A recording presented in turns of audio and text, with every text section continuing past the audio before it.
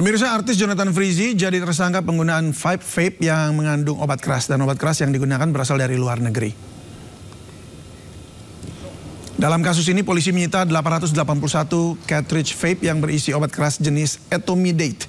Obat keras yang berupa cairan ini harus mendapatkan izin edar karena digunakan dalam kebutuhan medis sebelum tindakan operasi. Penetapan Jonathan Frizzy sebagai tersangka dilakukan polisi setelah melakukan pengembangan dari sejumlah tersangka. 6 tersangka telah ditahan polisi sejak bulan Maret 2025, sementara 1 orang lainnya masih diperiksa polisi. Jonathan Frizzy ditangkap pada Minggu 4 Mei 2025 di kediamannya di Bintaro. Dan sehingga kami menetapkan 1 lagi tersangka, yaitu seorang public figure berinisial JF, di mana kemarin malam kita menangkap yang bersangkutan di daerah Bintaro. Memang ketika kita melakukan penangkapan, yang bersangkutan dalam keadaan setelah operasi. Tapi yang bersangkutan siap bersedia untuk dilakukan pemeriksaan, sehingga saat ini sedang kami lakukan. Sidang lanjutan kasus suap vonis bebas Gregorius Ronald Tanur yang menyeret mantan pejabat Mahkamah Agung Zara Frikar kembali digelar pada hari ini. Sidang sempat diwarnai perdebatan tajam antara tim penasihat hukum dan ahli dari Jaksa Penuntut Umum. Sidang digelar di Pengadilan Tipikor Jakarta Pusat dengan menghadirkan 2 saksi, yakni pengacara dan ahli hukum pidana dari Universitas Jenderal Sudirman, Hipnu Nugroho. Perdebatan sempat terjadi saat pengacara Lisa Rahmat, Andi Syarifuddin, mempertanyakan apakah barang bukti uang tunai hampir 1 triliun rupiah yang ditemukan di kediaman terdakwa Zara Frikar merupakan hasil tindak kejahatan atau sekedar alat bantu kejahatan. Selaku ahli, Hipnu Nugroho menjelaskan bahwa status barang bukti ditentukan oleh korelasinya dengan perbuatan pidana yang dituduhkan. Yang diberikan kepada saya. Badan Pusat Statistik mencatat angka pengangguran Indonesia meningkat hingga 7,28 juta orang per Februari 2025. Jumlah tersebut meningkat 82.000 orang atau naik 1,11% dibandingkan Februari tahun lalu. BPS juga mencatat adanya penambahan jumlah angkatan kerja pada awal tahun ini sebanyak 3,67 juta orang. Di lain sisi, BPS juga menyebut ada 145,77 juta orang yang sudah bekerja per Februari 2025. Presiden Prabowo menerima Presiden Senat Kerajaan Kamboja Hun Sen di Istana Kepresidenan Jakarta.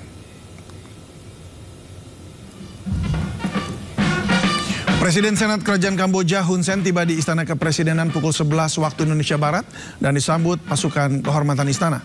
Presiden Prabowo menyambut langsung Presiden Senat Hun Sen di pintu Istana Kepresidenan. Selanjutnya Presiden Prabowo dan Presiden Senat Hun Sen saling memperkenalkan delegasi masing-masing. Mereka masuk ke ruang kredensial untuk mengisi buku tamu dan dilanjutkan dengan pertemuan 4 mata antara kedua pimpinan negara. Pertemuan kedua negara ini menjadi momentum penting untuk mempererat dan meningkatkan hubungan bilateral Indonesia dan Kamboja, serta memperkuat kerjasama di berbagai bidang strategis.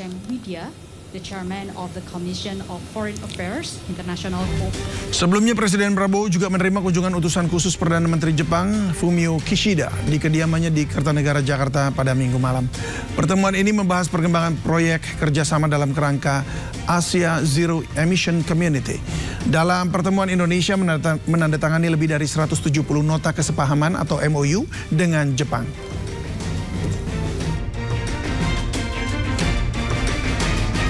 Demi mendapat uang Rp800.000, warga rela antri scan retina di Bekasi, Jawa Barat. Mirisnya mereka tidak tahu apa tujuan dan potensi bahaya yang dapat terjadi dari prosedur scan retina yang diikuti.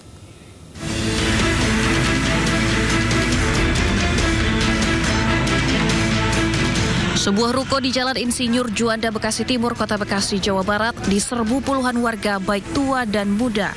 Mereka terlihat antri untuk menunggu giliran. Dari informasi yang dihimpun, para warga ini antri untuk mendapatkan giliran mendaftarkan diri di sebuah aplikasi di mana warga yang sudah menginstal aplikasi di smartphone miliknya dan telah terdaftar akan dilakukan verifikasi dengan cara scan biometrik retina mata. Usai diverifikasi, warga mendapat sejumlah koin yang akan dikonversi ke mata uang rupiah. Sejumlah warga merasa tertarik karena bisa mendapatkan uang sebesar Rp800.000. Mirisnya, mereka bahkan belum memahami untuk apa ke depannya aplikasi ini. Mengidentifikasi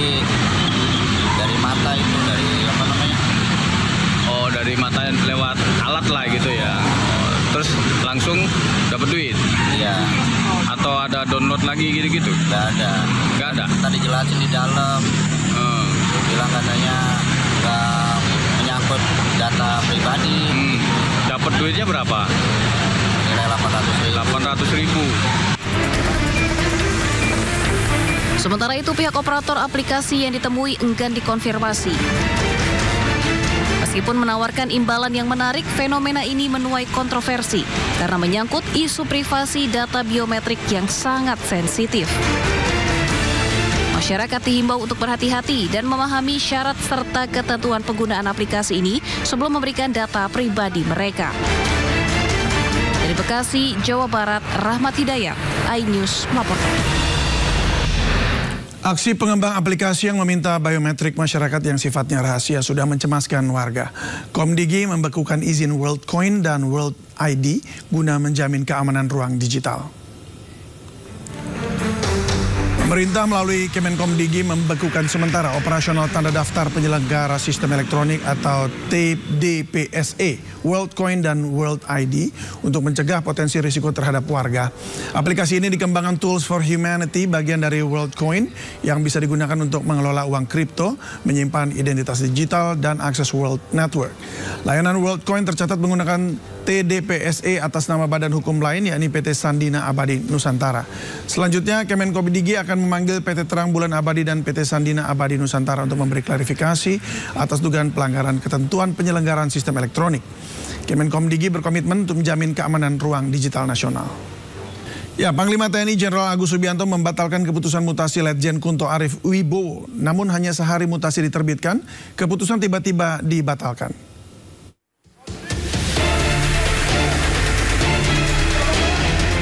Sebelumnya Panglima Jenderal TNI Agus Subianto rotasi mutasi terhadap 237 perwira tinggi TNI.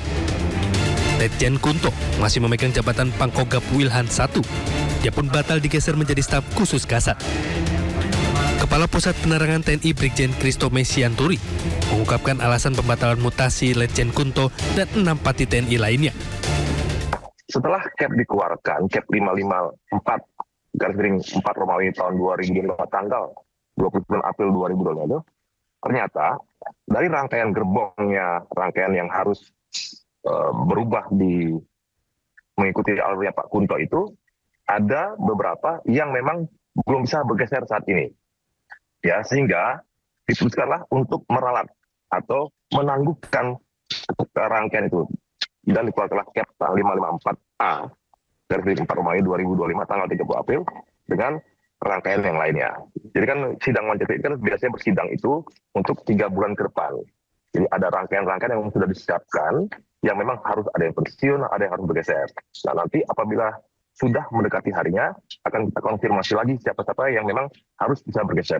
Nah, itu jadi perubahan ralat ini hanya untuk mengakomodir adanya beberapa pati dalam rangkaian Pak Letjen Kunto itu belum bisa bergeser karena memang ada tugas-tugas yang masih harus diselesaikan oleh mereka dihadapkan dengan perkembangan situasi saat ini. Sebelumnya sejumlah pihak mengaitkan mutasi Letjen Kunto dengan aktivitas ayahnya Tri Sutrisno, Wakil Presiden ke-6 periode 1993 hingga 1998, bersama Forum Purnawirawan TNI Polri agar mengevaluasi Wakil Presiden RI Gibran Rakabuming Raka. Forum Purnawirawan Prajurit TNI ini yang dipimpin Jenderal Purnawirawan TNI ini menyampaikan pernyataan sikap berupa 8 tuntutan, mulai dari kembali Undang-Undang Dasar 45 sebagai tata hukum politik pemerintahan. Kedua, mendukung Asta Cita atau program kerja Kabinet Merah Putih, kemudian mereshuffle Kabinet Merah Putih yang diduga terlibat korupsi hingga mengevaluasi Wakil Presiden Rakabuming Raka. Tim Liputan iNews melaporkan.